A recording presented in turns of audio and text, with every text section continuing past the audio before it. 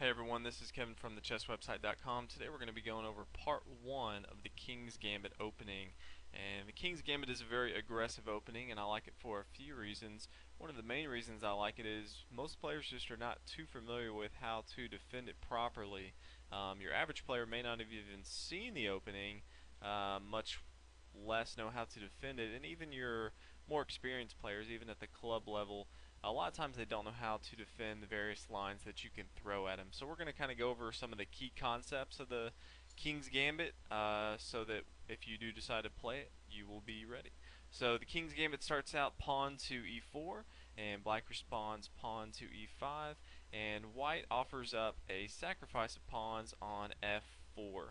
Now this does two things. One, it initiates an attack on the king side right away. We've already started attacking. The second thing, it tries to undermine black center control.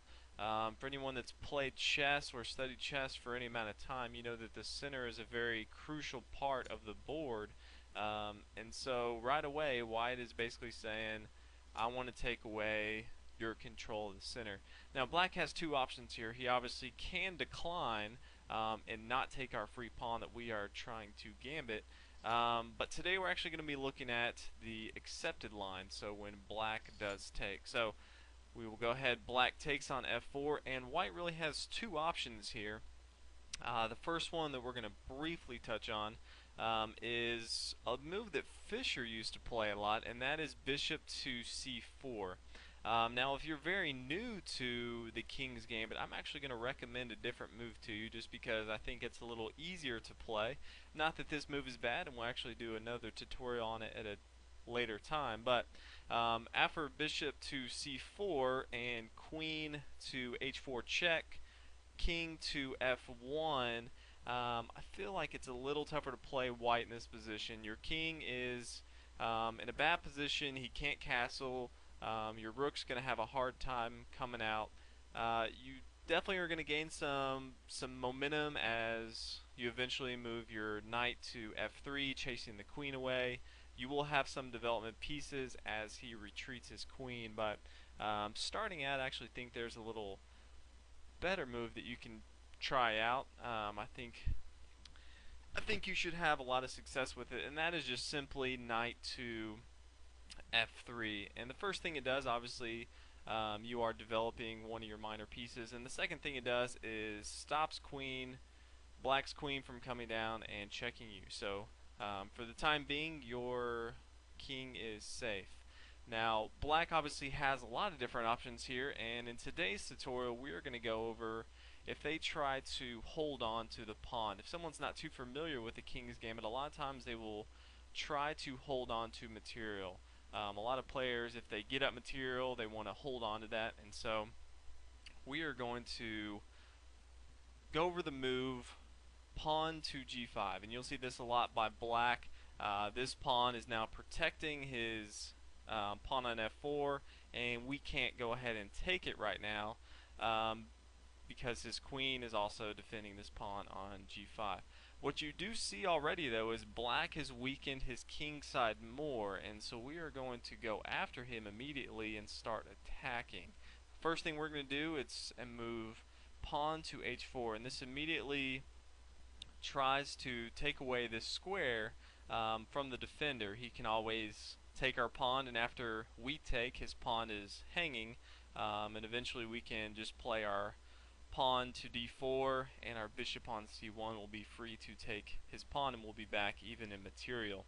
So a lot of times you'll see black just respond, come down, and attack our knight. And another good thing about this pawn on h4 is it sets up a defender for the knight when we move it to knight to g5. And you can already see that we are in black's base, and his king side is weak, and so we are going to start an attack. Now a lot of times black in this position, there's two different moves we're going to go over right now.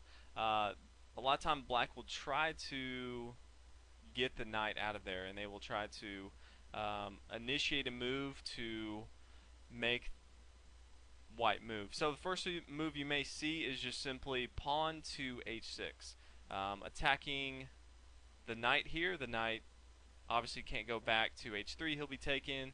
Can't go to f3, he'll be taken. Can't go to e4 because of his piece there. Can't go to e6 or he'll be taken. And his other move is f7. So black right away is basically saying move your knight.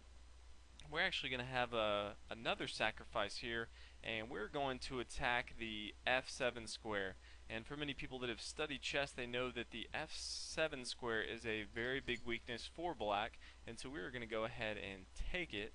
And then when black recaptures, you already see black's entire defense around his king is gone, and his king is in a very bad position. Now, eventually we can bring our bishop out here to c4 and check, get our bishop involved. We also want to get our queen involved on g4. Anytime black tries to defend his pawn at the beginning, you always want to get your queen to g4. The queen on g4 is just devastating for many reasons. So if we look at, we need to decide which one we're going to do first. And if you look at it, if bishop to c4 first, black can easily come down with his pawn to d5 and block, and at the same time his bishop on c8 is now defending the pawn on g4. And obviously, since we want to get our queen to g4, that's not going to be our first move. Our first move, we're not going to put him in check yet. We're going to go ahead and take on g4. Now the queen is very active. He can do a lot of things. And so black has to try to figure out how to stop this attack. We have many different options that we have. We can always come in the future, bring our bishop into the attack, c4. Once we bring our bishop into the attack, as you can see, once we castle, our rook is going to be on the f-file lined up with the king here. That's another key concept to remember about the King's Gambit is you're basically giving up your pawn on the f-file, but once you castle, your rook now becomes very active on this f-file, and you should use that a lot to attack along the f-file, especially if you can get rid of this pawn here. Many times you'll see them try to defend the king just by bringing the knight out and at the same time attacking the queen. But here we can just go ahead and attack the knight and take a pawn. The knight is now pinned, and at any time now we can still check the king. We can move this pawn, attacking the knight that's pinned. He can no longer move.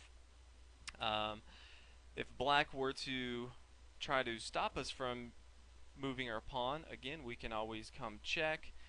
We can castle and have a rook queen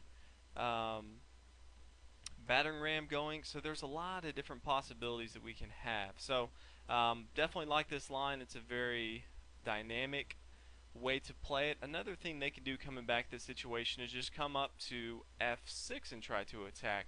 And here we're obviously not going to go straight to f7 because there's not a place there. We're just not going to worry about it. We're going to go ahead and come queen to g4. Again, you want to come to queen to g4 if you can. And here, even if they take, we don't care. We're going to go ahead and check them. And then when the queen moves, we're going to go ahead and take another piece and force them to move again. Now here we are threatening the same thing. We can always bring our bishop here. If he doesn't make a strong move, we can always get our other knight involved. Again, we can always castle, bring him into the attack. So a lot of different options that you have. Black's going to be in a lot of trouble. You can always develop your bishop and your knight and castle queenside, and your king will be pretty safe. Now keep in mind, none of his minor pieces or major pieces have moved. So although you are down a material, you definitely have a lot of tempo and momentum, and you should have pretty good results. So everyone, thanks for checking out the video. Check out the website, thechesswebsite.com, and look back for more videos.